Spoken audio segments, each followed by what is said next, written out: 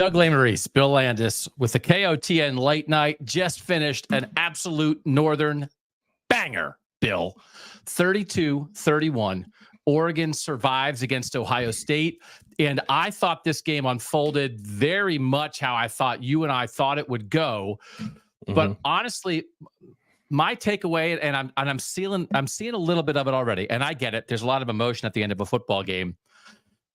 I thought that was a high-level football game between two excellent teams. I think three of the best six teams in the country were playing right now at this time in Oregon, Ohio State, and Iowa State, who's going to beat West Virginia.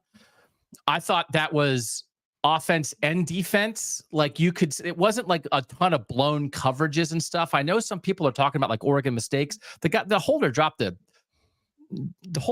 it once, and that led to them missing some conversion stuff. And then the field goal, their field goal kicker stuff is a little bit weird. But I thought it was high level. Did you think it was high level? If I'm being honest, no, I did not think it was all that high level. Really? No. I don't think. I thought that was not Ohio State's best game. That was. But don't you think close to Ohio State's best game? You don't think Oregon did that to them? Like what? So no, let's talk about partly. Yeah, partly. Sure. Wow, yeah, definitely. I don't know. I don't know what people want sometimes from high level games. Like this was a much higher level game. 21 combined carries for Travion Henderson and Quinshon Judkins. But they didn't run the ball that well. Well, they were, and then they kind of stopped. They weren't. Travion had a 53-yard run. Otherwise, they had 20 carries for 57 yards. Yeah, because they switched the way they were running the ball. I thought it was a weird game from Chip Kelly. Like it wasn't the worst game I've seen from Ohio State. I thought at times Ohio State was outthinking itself a little bit, and that led to a couple of drives that stalled out. Like it wasn't like the worst game I've seen from Ohio State. If you're asking me, do I think that was two very high level teams playing at maximum capacity back and forth in a close scoring game? I don't think so. I think it was really exciting. I think there was a lot of good from both teams, but I don't think that was high level football, especially from Ohio State, for the majority of that game. Okay, we'll disagree on that. They punted 3 times. They moved the ball up and down the field, I thought. But let's talk about it from an Oregon perspective first. That's a huge win for Oregon. Mm-hmm. That is in some ways, program-defining win for Oregon. We're not there, but I thought clearly the crowd played a factor. I also thought it was like appropriate and just such a huge bummer that Jordan Birch, the edge guy for Oregon, didn't play at all. And then Josh Simmons, the left tackle for Ohio State, got hurt during the game. And that would have been a matchup that we did point to in our breakdown. And Oregon doesn't have their guy at all. And Ohio State loses their guy in the middle of the game. Both huge losses for them. But I thought we got put in I keep calling it the Stetson Bennett test. And you could call it the CJ Stroud test because to me, it's from the Georgia-Ohio State semifinal. Can your quarterback drive your team down the field at the end of a tight game between two good teams? Stetson Bennett, down 6 with 2.5 minutes left, drove Georgia down the field for a go-ahead touchdown. And then CJ Stroud, down 1, drove his team down the field and set up a field goal that Ohio State missed. So they both kind of did it in that situation. Dillon Gabriel passed the Stetson Bennett test, and Will Howard got very close to passing it if the all-world freshman receiver didn't push off a little bit and get a devastating pass interference call. But I thought, Dillon Gabriel, who I thought was maybe I didn't think was overhyped as a preseason Heisman favorite, I thought showed up as a veteran QB that can win for you when it matters. I think so. I think both quarterbacks played really well for 99% of the game, and then it got a little funky for Will Howard at the very end there. I think like Ohio State, and I don't know, I guess you put it on Ryan Day, right? Not recognizing that the clock was going to run there after that penalty on Jeremiah Smith. But I think you can probably put a little bit of it on Will Howard just being as veteran as he is. Yeah. Either way, that really seemed to fluster them, and they didn't, and he only had 6 seconds to try to do something. So they got a little wonky there at the end of the game. But yeah, I thought Dillon Gabriel played a really good game. Like he ran when he had to. He really pushed the ball downfield aggressively, which I wasn't 100% anticipating. There actually wasn't. There was some of like the dink and dunk sideways passing from Oregon, but I was expecting that to be the majority of what we saw, and I don't know that it was necessarily. So I think Dillon Gabriel was pretty comfortable for most of the game, and that's a Ohio State conversation, I think. But with those opportunities, he did a lot with it. So, yeah, he certainly comes out looking a little better than Will Howard does in this game. He played well. Dillon Gabriel, I mean, they played the same until the last drives. Honestly, they played the same. Dillon Gabriel, 23 of 34, 341 and 2 touchdowns. Will Howard, 28 of 35, 326 and 2 touchdowns. They played the same game. Yeah, they did. Dillon Gabriel's QB rating was 171 and Will Howard's QB rating was 177. Evan Stewart, 7 catches, 149. Tez Johnson, 7 catches, 75. Terrence Ferguson, 4 catches, 62. Your 3 guys you want to throw to, they throw to. Trayshawn Holden got kicked out for spitting on a guy. So like that, he only had 1 catch for 32 yards, but he mattered when he was in there. And then Ohio State, Emeka Egbuka, 10 for 93. Jeremiah Smith, 9 for 100. They threw the ball to the guys they want to throw it to. And then running the ball, they played the same game.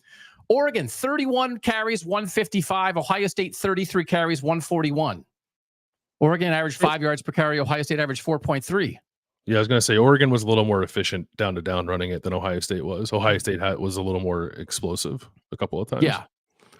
But I'm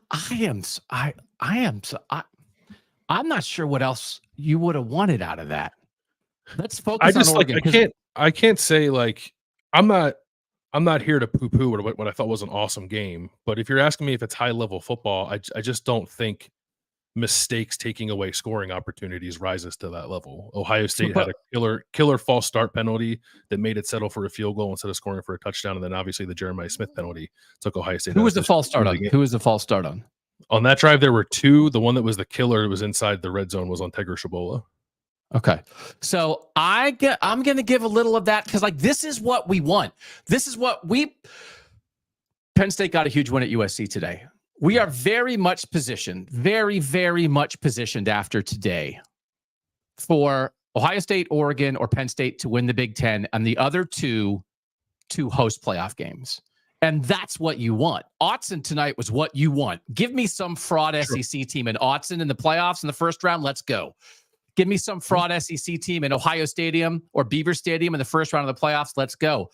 I don't like that's not false starts in a crazy stadium in a tight game by a first-time starter on the offensive line.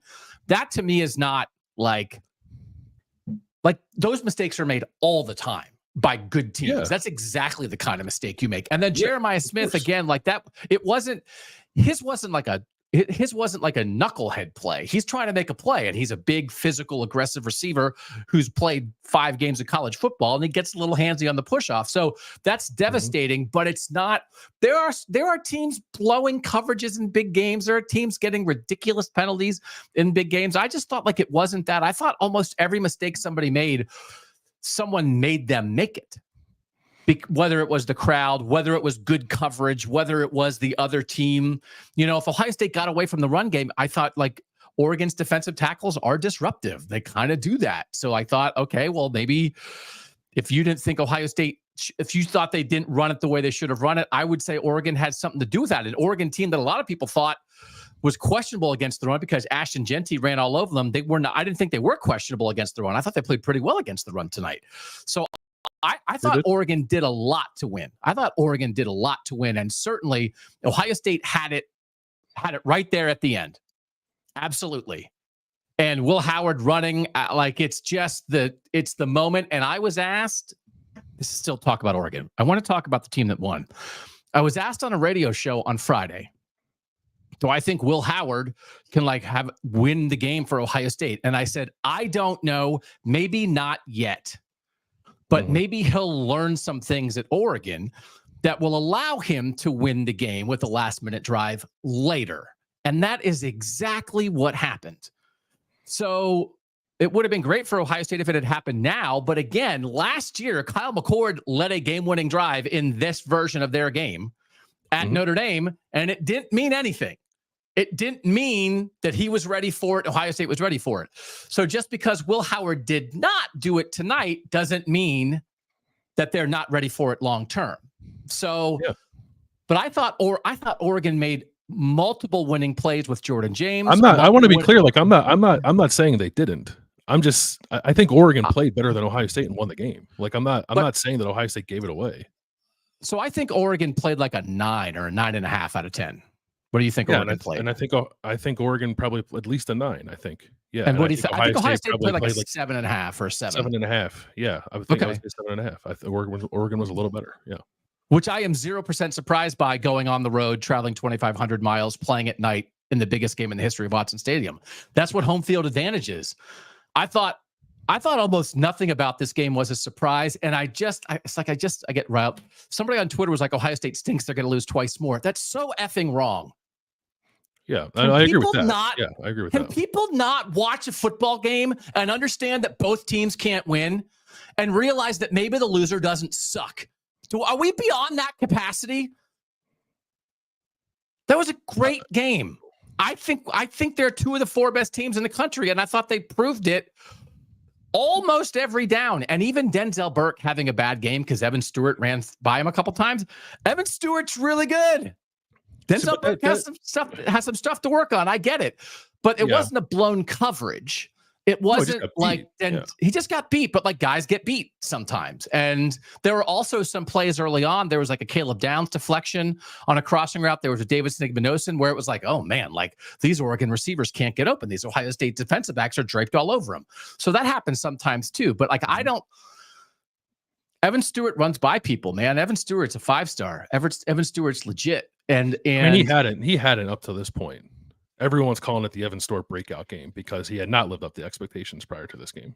So like that does rise to the level of a surprise for me. Denzel Burke is supposed to be Ohio State's best cornerback, and he got beat several times in this game and tackled poorly. Right. So like that, and that's Oregon. That's Oregon's guys making plays that Ohio State guys weren't making. Like you can have it either way. Absolutely. I'm not showing up here to say like to talk all about ways Ohio State could have won the game and didn't. Like Oregon won the game because Oregon made the plays in those situations and Ohio State did not. I agree. Yeah. So, but again, you'll see, when Bama threw the winning touchdown pass to Ryan Williams, the Georgia defensive backs were getting turned around in circles and clunking their heads together like coconuts. It wasn't that. It was just like, it wasn't a clown car. Yeah, it wasn't. No, it was. But sometimes these supposedly high level games are. I thought they were the closest thing to a clown car moment was the Ohio State quarterback running out the clock in the final 6 seconds, which he's never been in that moment with this team. It was nuts there. They were a little unsettled because of the timing stuff, and they only had 1 timeout left, and they were off kilter for sure. There are absolutely Iowa State 6-0 for the first time the second time in school history since 1938. Iowa State's a huge win at West Virginia. That's a good one. Yeah. There are things to learn, I think, for Ohio State, for Ryan Day and Chip Kelly and Will Howard and that offense to run some 2-minute drill stuff. Absolutely. They did not execute at the highest level. Up until that point, I thought almost everything that happened, the person who did the good was doing it to the person they were beating, as opposed to the person who was doing the bad, allowing the person to do the good until the last drive for Ohio State. So that's why I viewed it that way. Yeah, I think that's fair. I think like you could maybe pull out a player two here or there, like the Dylan Gabriel touchdown run late. I thought that was Ohio State, being a little too aggressive / missing a tackle there, but I don't think that was emblematic of the entire game. I think it was mostly on the person who had the opportunity to make the play, making the play. So I think but they noted like Gabriel had barely done that at all this year. Yeah, right. And that was a great pull by him. Like we talk all the time about. It was good design too, because they released the tight end and got the end linebacker Sonny Styles to leave the box with him. So they kind of cleaned up that lane for Dylan Gabriel to run via design, which was nice. People love to talk before games like this, like what are they saving or whatever. And then it's like, okay, so maybe we're seeing things they haven't done before. Well, maybe they were saving it. And not that they were saving Evan Stewart, but it's not a shock that Evan Stewart is like, hey, Evan Stewart, just like maybe chill out for 5 games so you can have 178 against Ohio State. It's not that, but I'm not surprised he did that just because he hadn't done it to that degree before. Oh yeah, he's supposed to do that. Yeah, that's what everyone thought of him. Yeah, I'm not surprised that Dylan Gabriel ran when needed in a crucial spot, even though he hadn't done that much before. What I thought, they did some disruptive stuff early on with the defensive tackles, right? Like we talk again, like I just thought like that jumped on the film from them. Jabbar Muhammad, the play at the end on the pass to Jeremiah Smith that made them be a little bit more desperate after the pass interference. Jabbar Muhammad has coverage there. And like it felt like maybe Will Howard could have put a little bit more on that ball. I don't know. But like that's what Jabbar Muhammad does. It's like, what is Oregon? I thought Ohio State did not get a ton of pressure. Right? I thought that was their tackles holding up against the Ohio State rush ends. I mean, that was an offseason storyline. All right. If Ohio State's going to do this, okay, what's their toughest test going to be? Josh Connolly or Johnny Cornelius is going to be the toughest test. I thought the Oregon tackles held up, but also the Ohio State edge guys don't get a ton of pressure anyway. So if you're going through, like I thought Oregon won with its best guys. Dillon Gabriel was Dillon Gabriel. Their receivers were their receivers. Jordan James ran hard. Their tackles protected well. Their defensive tackles were disruptive, and their best corner made plays when it mattered. That's Oregon. Yep. And somebody was like, oh, like all the mistakes Oregon made. They made like one. They were legitimate. Like they have a field goal kicking thing, right? They've been swapping kickers through the season, so like they have to get that figured out. But other than that, like I thought Oregon played like an excellent game. They showed up. And maybe people are tired of this, and I don't need to compare everything to the South. The Alabama-Georgia game was each team sucking for a half and getting their doors blown off for a half and looking incompetent for a half. This was not that. This was both teams, I think, playing well the whole game and giving themselves a chance. And Oregon at home in a raucous environment found a way. So I think huge credit to Oregon. The Dan Lanning fourth down thing, like he did that, which he always does. It didn't work. It didn't kill him. They found a way to bounce back from that. Do we know? I missed it. If it was the onside, the line drive kick that bounced off the Ohio State guy, was that intentional or accidental? It sure seemed intentional. The way that they reacted to it, it seemed intentional. I thought I saw like a Dan Lanning. Yeah, like Dan Lanning thing to do. Yeah. I don't think that was a squib. And let's see what happens. I think they intentionally blasted the ball. Yeah, I think that was CJ Hicks, and he clearly wasn't ready for it. He tried to get out of the way. It was a heck of a way to steal a possession. And Oregon did that twice. Oregon stole a possession there and got 3 points, and Oregon stole a possession when Derek Harmon literally stole the ball from Quinshon Judkins, and they got a touchdown out of that, right? So I think it's weird, like Ohio State going in the half, you're like, well, they stole 2 possessions and we're only down 1. And right. It's like, well, they stole 2 possessions and you lost by 1, right? And I thought Jeremiah Smith, to me, like at halftime, it's like, okay, I said, I think it's going to be a 1 possession game. The only thing that might change it is if Jeremiah Smith, who I think had 4 catches for 19 yards in the first half, if he goes nuts. And then the first drive of the second half, he went nuts. And it was like, okay, well, maybe this is going to be a thing now. And then Oregon didn't allow him to take over the entire game. Well, how do you allow him to not take over the entire game? They have a great number 1 corner who played great. And I thought Brandon Johnson, the slot corner, played pretty well too. But yet Ohio State still got 19 receptions out of their top 2 guys who are their entire passing game. They've been their entire passing game. They continue to be their entire passing game. But so like that's to me, it's like I thought Oregon actually did a pretty good job with Emeka Egbuka and Jeremiah Smith. They still had 19 catches for almost 200 yards combined. So like that to me is like that's high level. Ohio State still got theirs, but Oregon like didn't let them go as crazy as maybe they could have. So yeah, there weren't many. What was Ohio State's longest pass play? Yeah, there's not a lot of explosives for 38 to Jeremiah Smith. 38 yards to Jeremiah Smith, yeah. And they had the 32-yard to the tight end, Will Kazmarek. But like this, as opposed to and Oregon had like the 69-yarder to Evan Stewart, and like a 43-yarder to Evan Stewart. So like they hit some over the top that like Ohio State didn't hit. So I think that's a great win for Oregon, but also Oregon has 3 Midwest trips in the next 6 weeks. Yeah. And so I thought there was a large chunk of that was home field environment. And to me, it's one of those, again, like, and Bama did this too. In a game that close, you've got to win that at home. Don't you? Doesn't the home team have to make a statement there and win that? I think so. Yeah, I think when the game, because I viewed the teams as fairly evenly matched. So if that's the case, then yeah, I think so. I'm looking to see. You want to talk about crowd impact? Ohio State had 1, 2, 3, 4 false start penalties, and at least one of them was on One was on Zen Mahalski Mahalski. Which they kind of overcame it. Yeah, they overcame it and got in position to score. And then they had another one like 2 plays after that. I think. Yeah. So I wanted to make sure we started off by giving Oregon credit. I hope nobody underestimated Oregon going into the game, and I hope nobody is underestimating Oregon coming out of the game. So I don't know why you would do that.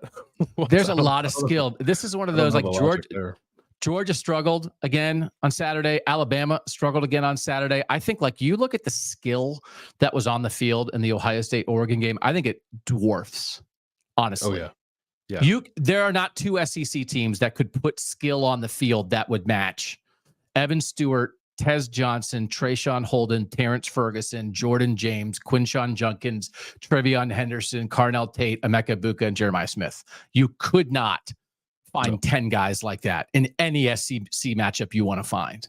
And they all showed up until Trayshawn Holden spit on the guy. But they all showed up. Like the best players showed up, didn't they? They were all making plays. Yeah. Jordan James making plays.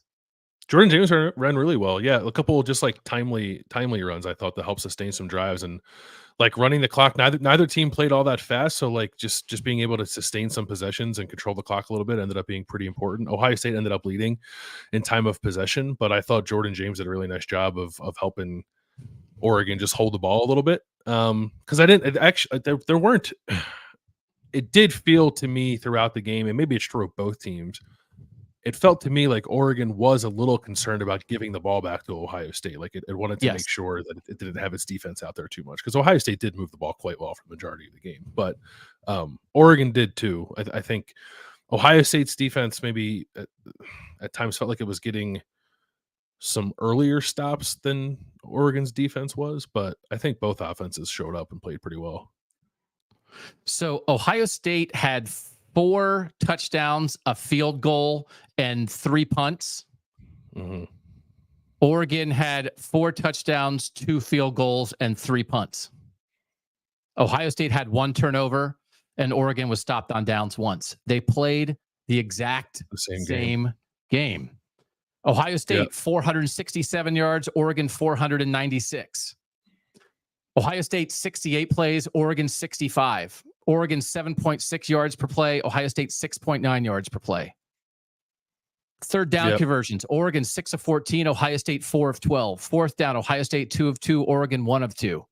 They played the same game, and it came down to, I thought it was going to come down to a kick again, which maybe would have been tougher for Ohio State fans. If it was going to come down again to like a field goal that is a little bit longer than anybody's comfortable with, just like Noah Ruggles and 50-yarders against Georgia, like that 50-yarder against Georgia. If it would have been a 50-yarder for Jaden Fielding, I don't know what Ohio, like it's not better, but like you would have loved Ohio State to have the chance to kick that. But that's where I thought it was headed. I thought so too, because before the end of the play for Jeremiah Smith would have been at the 28. So what's that? 45-yard field goal. Yeah. So, and there was an opportunity at that point to move it up a little bit too. So they were there. They were right where they needed to be. And then that penalty was a killer. I thought it was the right call. It was definitely the right call, but obviously a killer play for Ohio State. And it's just like you'd go, I mean, that's a kid, that's a teenager thinking I've got to make a play for my team. Right. So, and again, like, you know, Oregon had the play at the goal line when the fourth down play where Tez Johnson was wide open. The motion man, Tez Johnson, was wide open on the right side, uncovered almost. And Dylan Gabriel, I don't even know, maybe he wasn't even supposed to look at him, that he was never going to get to that progression. It was a decoy, maybe pull the defense that way. But otherwise, like Ohio State covered everybody else. And so that was a good defensive play, but also Oregon could have taken advantage of that. But one turnover in a game like this, like I guess like the Emeka Buka touchdown, right in the corner of the end zone, I wouldn't call that a blown coverage. It felt like the design caught Oregon in between, right between the shallow coverage and the deep coverage, and it's more that. So it wasn't. I mean, the silliest thing, you know, it was like a guy spit on a guy and got booted, but also Davison Igbenogson drives people crazy. Like he's great at it. He's all over you. He's so physical. He grabs you a ton. And then he talks trash to you. And it doesn't defend spitting on somebody because the guy got kicked out for it. But it's like it's a high level game. That was like the only thing. So again, just like huge credit to Oregon, and then we can get to Ohio State and what Ohio State needs to do better down the line. Anything else about Oregon that you want to say as the Ducks and Buckeyes played the exact same game because they're really close to the same team? Yeah, I thought the interior of Oregon's offensive line showed up. I thought that was going to be an area where Ohio State might be able to get after it and make some negative plays. And I don't know actually how many tackles for loss Ohio State ended up with. Didn't feel like all that much. Two tackles for loss and no sacks. There were some moments when Jim Knowles was like dropping out his defensive lineman, but even when he wasn't doing that, I thought the interior of Oregon's O-line, which I was fairly worried about coming into this game, met the moment and played well and didn't allow runs to get blown up and didn't allow pressure up in Dylan Gabriel's face. So it was a good game from those guys. And so again, Ohio State, no sacks, 2 tackles for loss. Oregon had 1 sack, 3 tackles for loss, and their 1 sack was Will Howard fell down. And Mateo Uyunglele was kind of standing near him. I got credit for the sack. So again, it's not like either side was allowing their quarterback to get creamed, right? And I thought Dylan Gabriel, you could see a couple times. There was one play that stood out to me in particular. I thought like Jack Sawyer and JT Tuimoloau both got good penetration, but both tackles just pushed them wide, and Dylan Gabriel stepped up in the pocket. And it's like, okay, these guys have done this before, right? Those are veteran. That's like an NFL. That's how an NFL team operates. And a lot of times you're playing a young team, you're playing a young quarterback, you just get pressure on the edge and it blows up the play. They actually kind of maybe got a first step, and then it was like, okay, force them deep. Dylan, step up. Here's a completion. And so I know there was a lot of consternation, I think, on social media and that kind of thing about Ohio State's inability to get pressure and whether they should be bringing more people or different looks. Did you think Ohio State, especially on third downs, should have tried to get after Dylan Gabriel more, should have blitzed more, or at least brought more exotic looks, even if they were still bringing 4?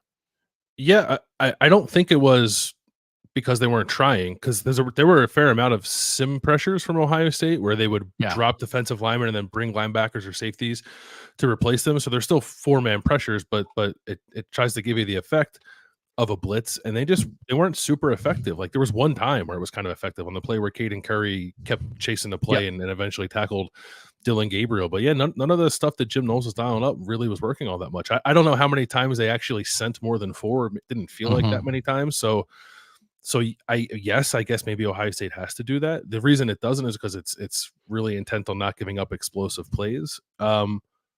So there's always a balance there. Like Ohio State blitzed all the time in Jim Knowles' year and has blitzed less and less every year since then. So this is just a continuation of that. But it's weird because Ohio State's defense had been fairly highly rated in pressure rate coming into this game, and I believe was number 1 in the country in pressure rate without blitzing.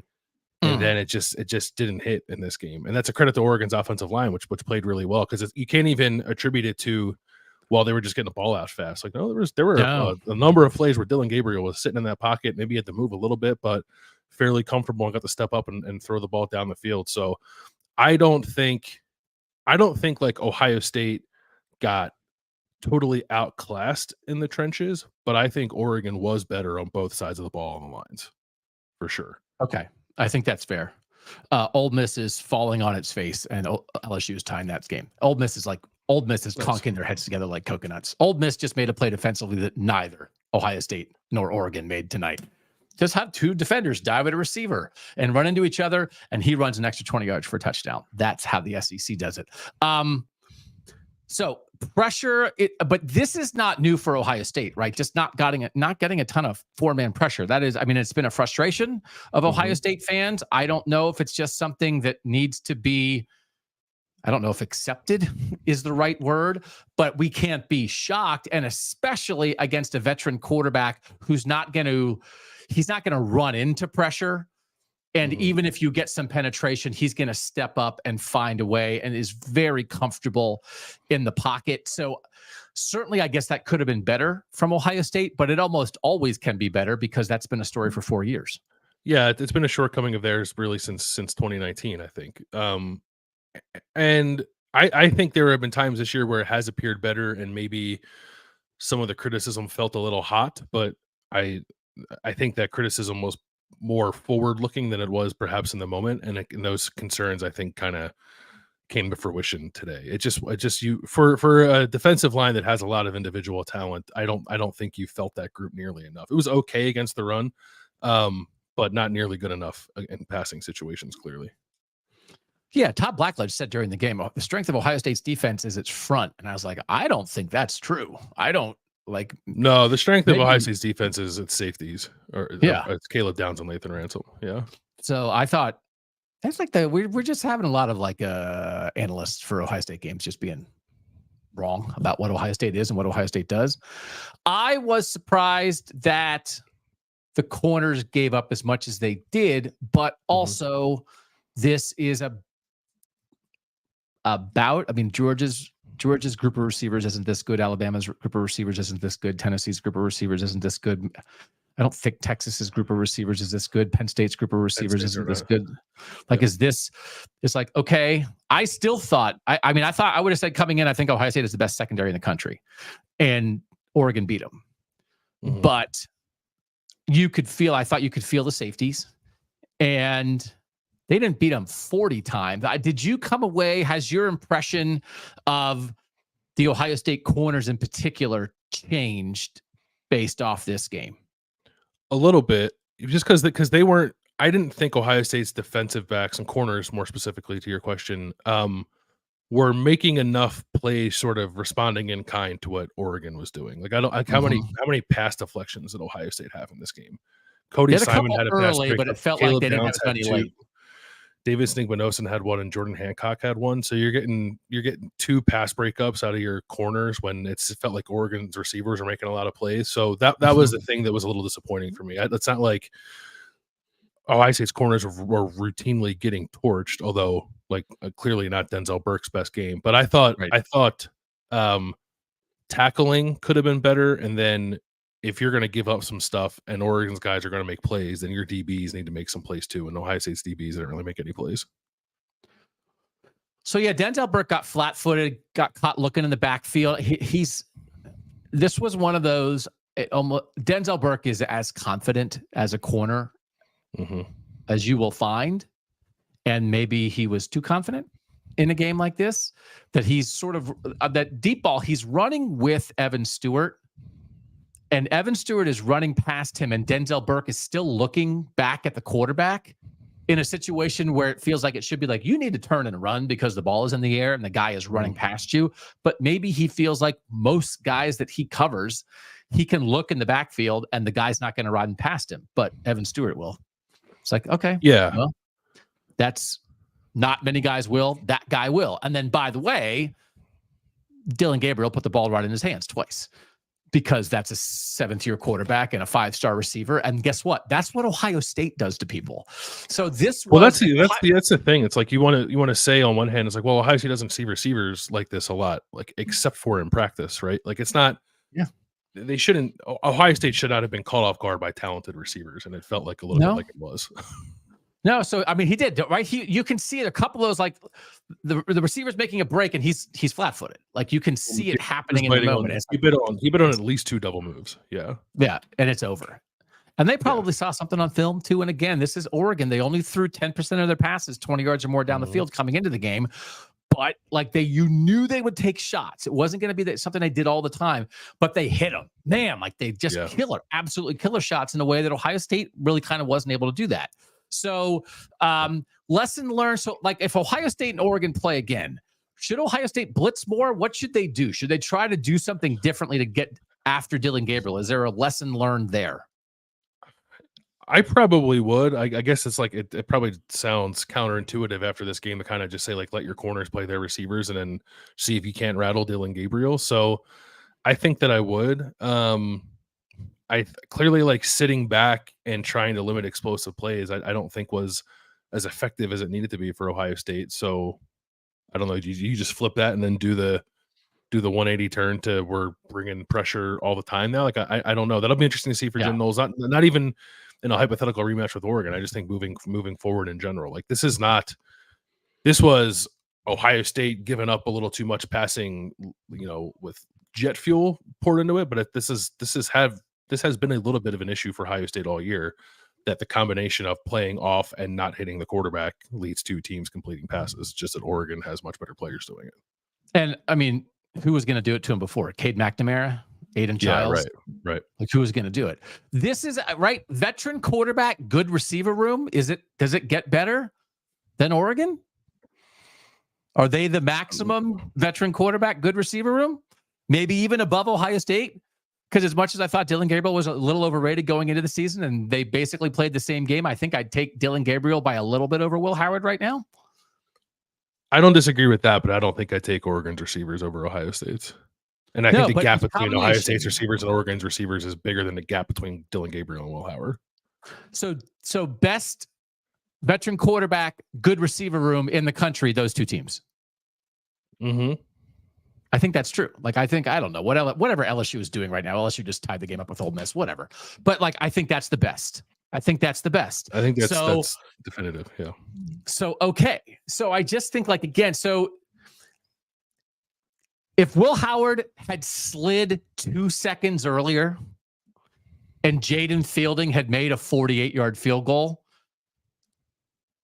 would Oregon fans think Dylan Gabriel stinks, or would they think that Oregon stinks or whatever? I mean, like, it's that he slides 2 seconds earlier and the guy makes a 48-yard field goal. Would our feelings about the teams change? Should they change at all? Right? We probably would think a little bit more of Will Howard. Oh, he's so smart. He knew exactly when to get down, as opposed to knowing, he was a little bit late in getting down. Otherwise, it's exactly the same. So, okay. And I think this was a 2-3 matchup. Do you think they're two of the best three teams in the country? Yes. I think these two teams in Texas are the three best teams in the country. I think so too. And now Ohio State might fall in the polls. I get it. I mean, like, I'm not saying that they should be voted third, but I think that's true. And I think they both played that way. Okay. So we're learning lessons for Ohio State, though. Maybe do a little bit something more to try to get after a really good quarterback when he has this many good receivers. Yeah. What is there to be learned on the offensive side of the ball for Ohio State? Because again, Will Howard was very good. He was 28 of 35, and I think he was 22 of 26 at one point. 28 of 35 for 326. I don't know that there's a ton to be learned from the passing game. Like the one, that play early on was a pick. The ref screwed that up. I can't believe they let. I mean, good job by Ohio State getting up to the line and snapping it quickly, but also, like, come on, everybody. But it wasn't. But I don't think it was a pick because it was a bad throw. It was a pick because Will Kacmarek was kind of losing the ball as he went to the ground, and he got hurt too on that play. Yeah. Yeah. No. Yeah. Not so like that. But like no. Like that was the only thing that was close to. Did he make how many bad throws did Will Howard make? He bounced one late in a spot where they could have used one probably. But how many bad throws did he make? 2 or 3 maybe. He had the one that he left short of Jeremiah on 3rd and long. He had the one where he threw a little late to Jeremiah that almost like the corner dove and like almost got a hand on it. And then he had one on that last drive where he looked like he was trying to push one on like a sideline route, and the ball just like kind of came out of his hand funky and like fluttered into the ground. But that's about it, I think. Did you think he played pretty well? Yeah, I did actually. I think maybe sorry, go ahead. No, you go ahead. Go ahead. Just the one thing, and it's not necessarily Will Howard not playing well, or at least I wouldn't say that because I don't know what the calls were. Maybe he could have ran a little more. 9 carries, 13 yards, a 12-yard run, and basically everything else was nothing. Yeah, and a couple of those I think were scrambles, which is just like him kind of fighting for his life to try to not get sacked. There was not a whole lot of he had fewer designed runs in this game than he had last week against Iowa, which I would not have guessed. So probably mix in a little bit more of that is the only thing I would say, but that's not necessarily a Will Howard critique. That could just be play calling. Okay. And then what did you think of the Ohio State run game? We yelled at each other right off the top about this, and you know more about football, so I probably shouldn't yell at you about it. Well, I just 21 for 110 for the two tailbacks. I thought they had 2 nice runs to Emeka Egbuka for 20 yards total. A nice little mix in there. 21 for 110, and 53 of that is on one TreVeyon Henderson run. Did you think you thought that was more Ohio State's failings than Oregon taking something away? No, it was a combination of both for sure. I thought that Ohio State on the drive where TreVeyon Henderson ran for 17 and then ran for 53 had a little bit something cooking, running inside zone downhill out of the pistol. And then I'll have to go back and watch it. It just felt like they kind of got away from that and started to try some more outside hitting runs. Got a little cutesy with design. Sometimes they had that one play where they had like Quinshawn on one side and like a double sidecar with a tight end on the other side. And then like, of course you're running out of the look. So Oregon just like jumped it and stopped Quinshawn Judkins for a loss. So Chip Kelly did some really good stuff in this game, especially early on. I think maybe he tried to do a little too much. I think that's always a balance when you go into a game like this.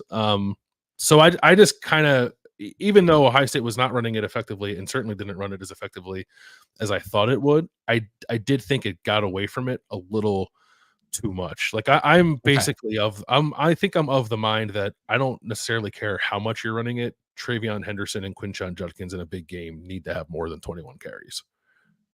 Because you don't know, like think of like Travion last year against Oregon. And I know or against Notre Dame. I know he had the big one here, right? But it was like nothing, 50-yard touchdown, right? Like those guys are just so capable of breaking through for something you're not expecting, even something that's not blocked up all that well, that it just feels a little odd to not give them a few more touches. And then I thought just like, concept wise, Ohio State maybe got a little bit away from what seemed to be working in the first half, but Oregon's front also played very well, especially the defensive tackles.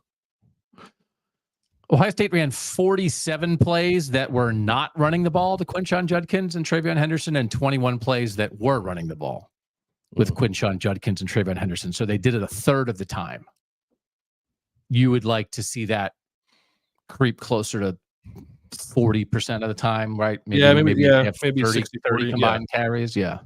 It's not like giving the ball to Jeremiah Smith and Emeka Puka is not bad football by any stretch. It just this is a team that came into this season like wanting to be physical, wanting to be read by its run game, and had been that through its first 5 games, and then just couldn't quite find that same gear in this game. And of course, it was going to be more difficult, and there was some offensive line stuff too. It's like the Travion Henderson 53-yard touchdown run was Donovan Jackson and Seth McLaughlin working a nice combo block up to the linebacker, and Josh Simmons kicking out his side and just opening a gaping hole there. And then you lose Josh Simmons, and then it lost Tigger Shabola too for a little bit. So there are reasons I think for why Ohio State's run game was ineffective beyond, I guess, like my preference for what kind of run plays I were calling. But I don't know, for as well as Will Howard played, I don't know if 35 pass attempts for him is quite where you want to be.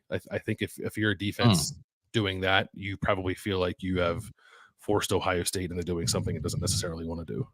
And it's funny, like last week we're like, hey man, they're working Will Howard into the run game. And now this week it's like, man, they ran it 30 times, but 9 of it was Will Howard. Like should just some of those, wouldn't you rather have Quinshawn Judkins and Travion Henderson have the ball in their hands on some of those run plays? Is it possible the most important thing that came out of this game is that Josh Simmons got hurt, Ohio State's left tackle, if that is a serious injury? Ryan Day said after the game that does not look great for Josh Simmons' chances of returning this season. It was a non-contact knee injury. I thought in the moment it was going to be bad, and it sounds like it's going to be. He's a rest offensive lineman. And they don't have tackle depth. It's a big problem for Ohio State. Is it possible that he is the guy on Ohio State's teams they would least want to lose? Yes. Based on how good he has played and the lack of depth behind him. Yep. Absolutely. That no matter how good Jeremiah Smith and Caleb Downs and Jack Sawyer and Tyleik Williams, and I mean the running backs, there's 2 of them, and even Will Howard they do not have a backup left tackle. They do not have a backup left tackle. Not a Big Ten starting quality backup left tackle. They don't. I mean, like, as soon as Josh Simmons went out of the game, part of me felt like, well, okay, like they're just not going to be able to block that side, and it's going to be really hard for Ohio State to do anything. I guess from that perspective, Zen Mahalski, who came into the game, did play pretty well, all things considered. So maybe it's too strong to say they don't have a backup tackle. They certainly don't have a tackle that's anywhere near the quality of Josh Simmons. But like Zen Mahalski's in his 4th year in the program, so I don't know. Maybe he's ready for it. I'm not sure. Would you consider bumping Donovan Jackson to left tackle? I think you could do that, or you could play Tigger Shabola at tackle. and maybe play Austin Sierreveld in place of Tegra Chabot at right guard. They have some options there to move guys around a little bit. Yeah. Josh Fryer tried to play left tackle in spring practice one time, and they decided that wasn't going to work. So you're talking about Tegra at left tackle, Tegra Chabot bumping to left tackle probably then? Yes. So, yeah. Mm-hmm. Okay. All right. So that is a absolute, I think that probably is the number one thing, because everything else is like, okay, well, if they play again, Ohio State can blitz a little bit more, and maybe Will Howard, will be a little more accustomed to it, and Jeremiah Smith will be a little more experienced and won't push off in that situation. Okay, they'll learn some lessons about, we run this ball. But Josh Simmons isn't going to be there, probably, the way Ryan Day's talking, which is gigantic. And again, for Jordan Birch, that injury happened in practice this week for Oregon, and I think at this point there are not indications that it is something like that. Hopefully not for Jordan Birch, but that is not. It was more like he's questionable for this game, not like long-term injury stuff in the same way. So that's just terrible news for Ohio State. It is their thinnest position. It's their best player at their thinnest position. So that is a tough way to live. So everybody has injuries. Everybody has injuries.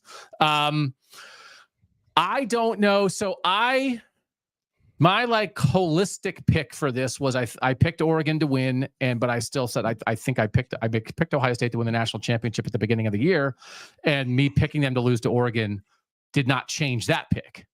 So the only thing that would change my pick of Ohio State to win the national championship, it's not how they played in this game. I thought they played well.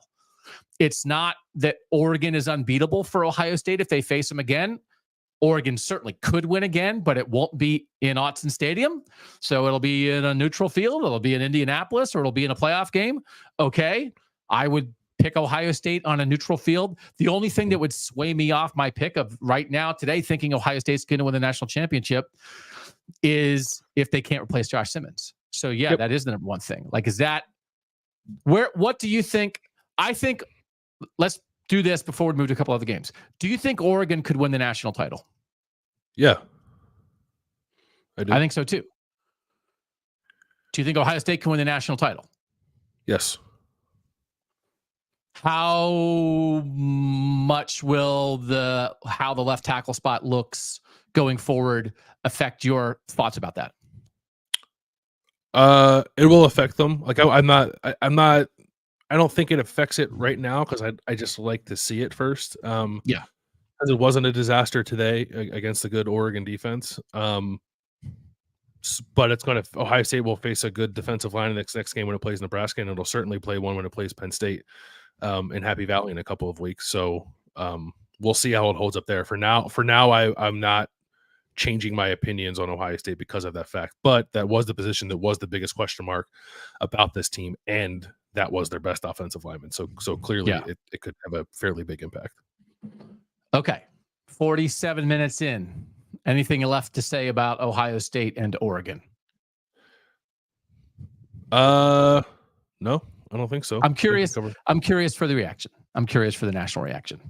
Oh, I know what the national reaction will be. Referendums on Ryan Day, which I'm just not there in October. You can't get me there with an October game. So, but if you want to have that conversation, please feel free. Yeah. The only thing that would get, I think the biggest contributing factor to that conversation is the end of game stuff. That not knowing the clock was going to start, having the one timeout and winding up with it in your pocket, and the clock expiring as your quarterback runs down the middle of the field. Ryan Day does not have his face buried in the play sheet anymore. So he is available to holistically control the end of a game like that. Because Chip Kelly's in the box saying what we're going to run, and Ryan Day's on the field saying what we're going to do. So I think that is a completely fair conversation of how did you guys not manage that better? Once you realized, okay, initially you didn't understand that the clock was going to start after the Jeremiah Smith penalty, but didn't you realize it? And couldn't you have called a timeout 2 seconds later and saved that? Couldn't you have done something? Yep. Couldn't you have had a conversation? You're in the headset with your quarterback, hey man, make sure clock stuff, whatever, all of that. He's freed up from the play calling to control this. And Will Howard is not a young pup. So I think all of that is 1,000% fair. The rest of it, like, were they prepared to play a big game in a tough environment? Like, I think they were, right? Did they execute? I think for the most part they did. I would center all of those questions on the last minute. I think so. Yeah, I don't think Ohio State showed up, like unready to play. First drive, really good first drive for the offense, like largely played well and I think executed pretty well. But that end of the game is inexcusable. The way, you cannot end the game with the ball and a timeout. That's just like I don't care what happened. So yeah, if you, I don't know. I haven't been paying attention to what happened in his post game press conference. I don't know if he got grilled about that or not, but he should have if he wasn't. Yeah, not with a veteran quarterback and a veteran coach. That is not. Let me see here if there's. Let's see. Doesn't look like I'm not seeing initial immediate reaction about what they said about that. Okay. I am curious to see the energy that the national media had for let's play Alabama, Georgia again, that blew up in everybody's face because it was wrong in the moment and more wrong the next week. And by the way, Bama should have lost again today. And as a 34-point favorite, Georgia beat Mississippi State by 10. Mm-hmm. Like all of that fakery. Say that energy for this. Anything that anybody said. What did Georgia, Alabama give anyone that Ohio State, Oregon didn't, other than more incompetence and more uneven play? Because this team was sucking for 30 minutes. So, like, from a good standpoint, Oregon, Ohio State gave you more good, I think, than what Alabama, Georgia did. So keep that energy. Let's see how the world reacts to this. And so, like, and like the number one questioning Ryan Day, why didn't you guys handle the end of that better? Like, this is not like we're not at like fire Ryan Day because he lost to Oregon conversation. Like, I still think they're going to win the national title. And I think these are two of the three best teams. Penn State's game, and a lot of this we'll get to Monday. This is more of our vibes, reaction, sweat pouring out of me. Are you sweating? No, I turned the AC on before the show because I knew I would be sweating if I didn't do that. I'm sweating enough for both of us. The Monday show we is more statistical, more measured. I haven't waved my sword around yet. But I thought the Penn State win was huge. And it was huge for Penn State to get over the hump of, are you something more than you've been? But it also was huge for the North to sort of keep this energy alive of, there's like three really good teams here. And now let's sort out who else is in this mix, as opposed to like, okay, well, I guess it's just Ohio State and Oregon because Penn State's exactly what we thought they were. And to be down early and to come back, and Drew Aller threw for 300 yards and they threw in a trick play that kind of didn't really work, but still turned into a touchdown. They did a lot of trick plays. So here's the thing. It's like Andy Kotelnicki was brought in to do this stuff. If they just kept doing the same stuff, it'd be like, oh, whatever. But now, like, did you almost think they went, I don't know. They beat USC on the road. For Ohio, for Penn State, that is a great win. And sure. Lincoln Riley is 5-8 in his last 13 games. And that's why USC is not in the North. Also because there's too much sunshine. But that is a legitimately huge win. And if somebody other than Andy Kotelnicki was calling the plays, I'm not sure they would have won. No, I agree with that. It's just like I would be lying if I didn't say part of me was wondering, well, can Penn State beat good teams by, just playing regular football, or do they have to keep doing that kind of stuff? It was necessary against USC. And then I did think a lot of the stuff that Andy Kotelnicki was doing, and he really kind of emptied the bag on them, softened up USC a little bit at the end of the game and then they found some opportunities to just kind of line up and play and throw the ball a little bit. So I'm not criticizing it necessarily. It was just a lot. It was a lot. Yeah. It was like, it felt like Penn State had 2 weeks off to prepare for that game, and they got a lot in 1 week to get ready for USC. I was like pulling the clips of me asking Andy Kotelnicki and Bo Prabula at preseason media day at Penn State about playing two quarterbacks, and could Penn State be the university that ushers in the two quarterback world to college football? And then being like, I don't know, you'll have to see. And then Bo Pabula took a snap at quarterback, threw a backwards pass to Drew Aller, and Drew Aller threw a touchdown pass to Ty Warren in the middle of the end zone into double coverage. Nobody was fooled, but I still love that. I'm claiming it. I think I planted the seed. I think you did. This might just be because Julian Fleming was involved with both with fourth down receptions, but did the Penn State drive remind you of the Ohio State drive last year against Notre Dame? Yeah, it did. Yeah, Julian Fleming had fourth down catches on both drives to keep them alive. And Drew Eller almost threw a pick, just like Kyle McCord did. We had Audrey Snyder on the show this week, and I said, if Penn State's down in the second half, can they throw to win? And that was like the big question. LSU just beat Ole Miss in overtime because Ole Miss can suck it. What a fraud.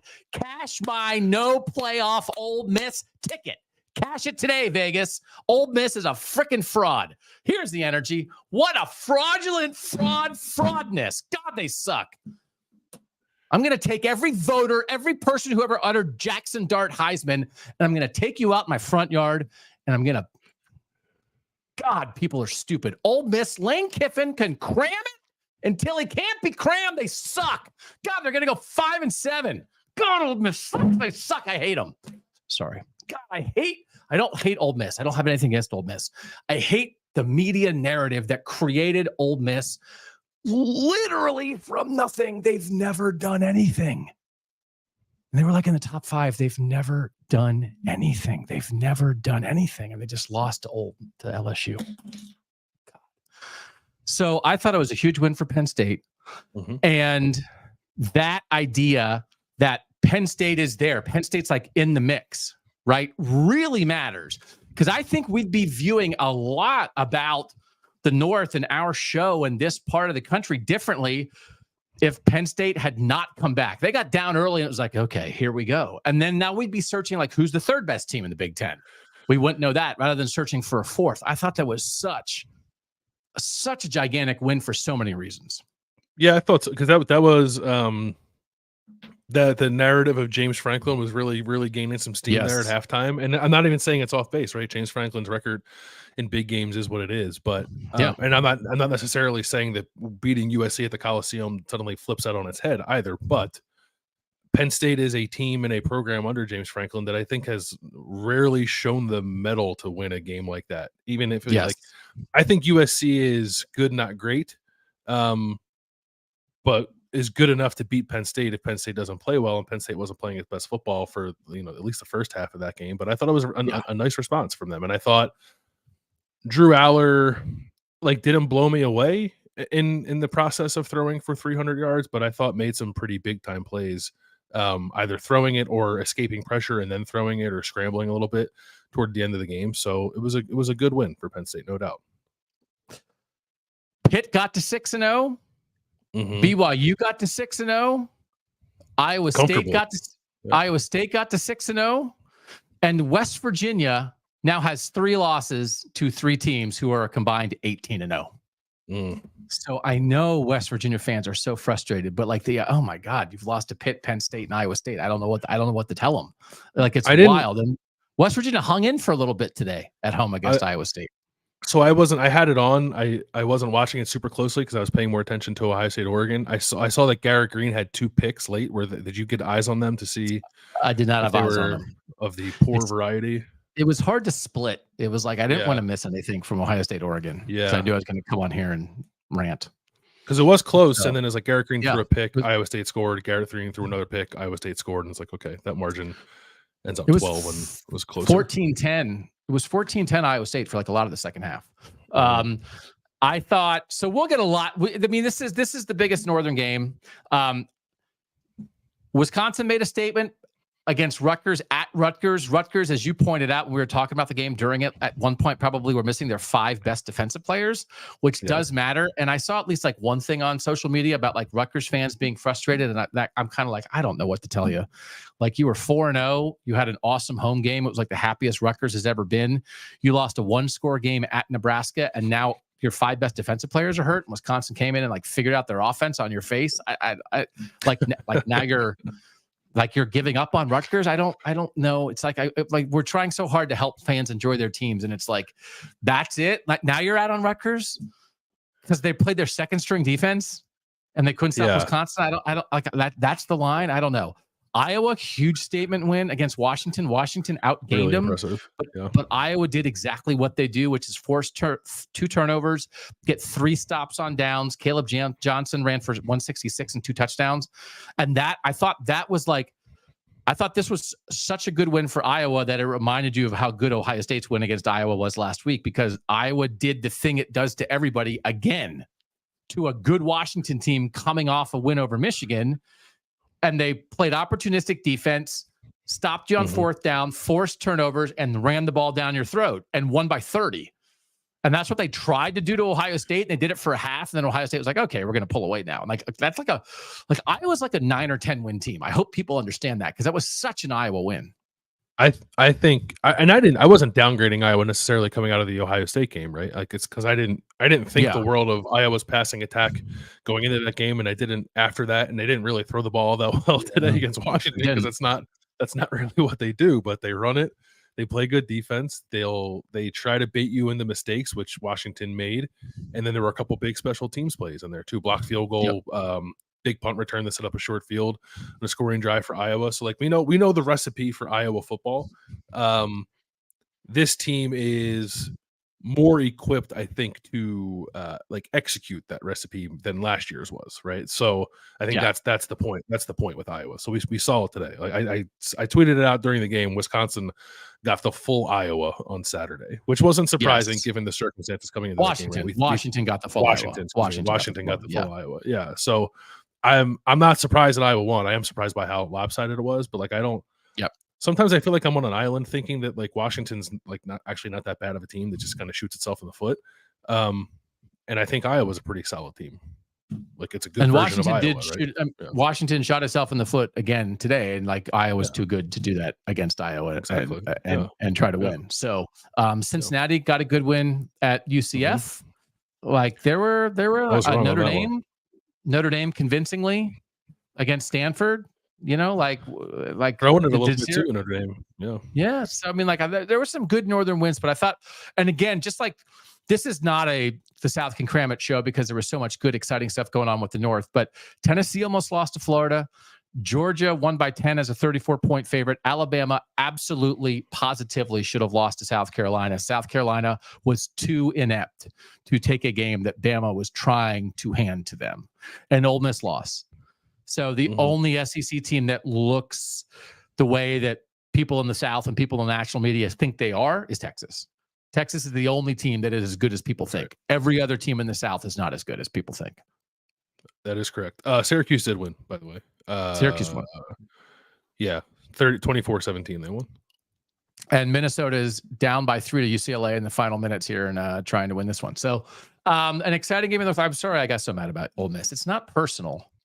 It's just that I hate them. It's okay that it is personal. Yeah, it's like we welcome it being personal. They are so emblematic to me, because at least Georgia and Bama, when they're overrated, have done something. Ole Miss has literally never done anything for real. They've literally never done anything. Ole Miss has less of a football history than Iowa State. Like they've done nothing. There's zero unless people just were like gobbling up transfer portal rankings. Ooh, they had the 11th best transfer. That's all made up. That's recruiting. At least I think it's nothing, and it already evaporated. We're in week 7 and they're dead. I'm going to try to cash my ticket. It's only for $5. Maybe I won't even cash it. I just want to save it. I don't want let your it ride. Yeah, don't. I just want the satisfaction of being correct. I was plus odds. I got plus odds at the beginning of the year. Ole Miss to miss the playoffs. They have miss in their name. Their name may as well be Ole Fraud. It's not Ole Make. It's Ole Miss the playoffs, not Ole Make the playoffs. It is crazy. It's crazy how much of a foregone conclusion it was that team was going to make the playoffs when it's literally never done anything. They've done nothing. They've done nothing. Paul Feinbaum's like, oh, all Penn State does is go 10-2. They would kill to go 10-2. They're going to go 7-5 this year. What a bunch of frauds. What a bunch of frauds. Good Northern game. Good Northern football. On Monday, we'll really dive into that Iowa State win. We'll dive into this Colorado-Kansas State game that's still going on. We'll dive into whatever happens here at the end of Minnesota-UCLA. We'll dive more into the other wins. And obviously, we're going to continue to talk about this Oregon-Ohio State game because it does have ramifications, obviously, for the season. But I think everyone's getting accustomed to it. The whole point of this now is that the results matter less than the performance. Ohio State is going to have less wiggle room, but there's Ohio State. Certainly, if Ohio State wins the rest of its games, it'll be in the Big Ten championship game, probably against Oregon. So they'll get that shot again. And if there are holes that come out that are shown by a team during the course of a loss, that's what matters more now. This was why they lost. And I felt like I didn't see a ton of those from Ohio State other than their left tackle getting injured. So good game. I hope everybody had a fun time watching it. And it was still exciting. I don't think people were like, it doesn't matter who wins. No, it was a really exciting game. What do you think is going to happen with the rankings? Not that they matter all that much, but I'm just curious about the perception of it. Yeah, I think Texas is still enough in front and did beat a ranked team convincingly that they'll still be number one. Yeah, but Oregon will be two, right? I would think that if there's like 60 votes, whatever in the AP poll, I would think it'll be like 40-20 for the first place votes for Texas to Oregon, and they'll be the only two that get any. And then it's like, who should be third? Like, I don't want to hear about. Like, it's one of those things like, what should happen, or what do I think the stupid pollsters will do? So it's like, who's still left that's undefeated or whatever? It's like, I mean, if you want to tell me that Iowa State should be number 3 in the country, I'll listen to it. I don't want to hear about like Miami. And then I guess that's basically my main question is, do you think Ohio State will still be the highest ranked of all the one-loss teams? Will Ohio State be ahead of Georgia, be ahead of Alabama, Tennessee? Like, I think it should be, but I don't know that it will be. I think it should be too. I think maybe it will be because Georgia's had 2 other close games. Alabama's loss was ridiculous. It probably also helps Ohio State that Iowa crushed Washington today too, if people are like looking at stuff. Yes. And I do think, again, it's like, it's on the road in the final seconds. I mean, is that not the number 3 team, the number 2 team in the country went on the road and lost to the number 3 team in the country by a point? Yeah. How drastically are you going to react to that with your voting? I know fans get mad when their team loses, but is that not literally like the best loss you can have? On the road to the team ranked directly ahead of you by 1 point. Yeah. I mean, frustrating that they had the ball in their hands. Here's the thing too. I think for Oregon and Ohio State, I think they're both good defenses, but I think they both would rather have their offense on the field with the game on the line. Do you agree with that? I do agree with that. I think I think every team, well, not every team, but like every team with a competent. Yeah, every team with a competent offense would probably want its offense out there. Yeah, I agree with that. Which is like that Georgia guy, like Georgia in 21. I don't think was that, but in 22 they were. Yeah, and so I think that's a great point. That if you really think I'd rather have my defense out there stopping somebody, you need to drive for a field goal to win. Would you rather be on offense or defense? Offense. I think if you don't want to be on offense, there's something wrong with your offense. So as good, I think I have a lot of respect for some of the mistakes that were made. I still think the Oregon and Ohio State defenses are good, but I think they'd both rather have the ball, and they both had the chance. So Oregon passed the test, and they still only got a field goal, not a touchdown. They wanted a touchdown, and Ohio State held them to a field goal. Yep. But at least they got the points, and Ohio State was right there. So, okay. Sorry when I get mad. Nobody wants ties. Nobody wants ties anymore, so we don't want ties. But then, like, Minnesota just went ahead in the final seconds at UCLA. And then it's like, it can't be that the loser stinks. So I think it was a very encouraging day for Northern football across the board. Iowa State, Pitt, BYU, Indiana are all 6-0. Oregon and Ohio State, I think, both showed who they were. Penn State did what they needed to do. Iowa made a statement. There's a lot. Kansas State's ahead of Colorado. I think that's good for the Big 12. A lot of good stuff going on. Yes, a lot of good stuff. Yeah. We didn't even mention Northwestern's win on Friday night. Northwestern. Yeah, that's a great win. Big win. Northwestern. And like even Purdue, the most moribund, is it moribund? Sad. Moribund. The saddest of our 28 Northern teams, their defensive-minded head coach took over play calling duties, and they scored every time they touched the ball in the second half, went ahead. Illinois had to kick a field goal, and then they lost in overtime. They lost in overtime in a game in the 40s after their offense was completely non-functional. I've never heard of that, of a defensive-minded head coach taking over offensive play calling duties. Neither have I, and I don't think that the TV crew knew it because they were talking about Jason Simmons, the guy who called plays last week. Like, oh, what a play call by Jason Simmons. And Purdue Radio were the guys who said that no, he's not calling the plays today. Ryan Walters. And then Ryan Walters confirmed it after the fact. So it's pretty crazy. They lost going for 2 in overtime. Like they were right there. Yeah, and they went aggressively. Like, they scored in overtime. They just went for 2 in the win rather than wait. Yeah, that was literally the best way you can lose. For Purdue. What a great loss for Purdue. Congratulations on their great loss. Johnson's hurt. Oh, that's not good news. Yeah. Okay. That'll do it. I'm sorry when I get angry. But I thought it was a good night for the North, and that included Ole Miss losing. Thanks to our producer, Mike Urostowski, for making us look good and sound good. We'll be back on Monday. We're more normal on Monday. I don't wear my hat backwards like a crazy old man, and I sweat slightly less.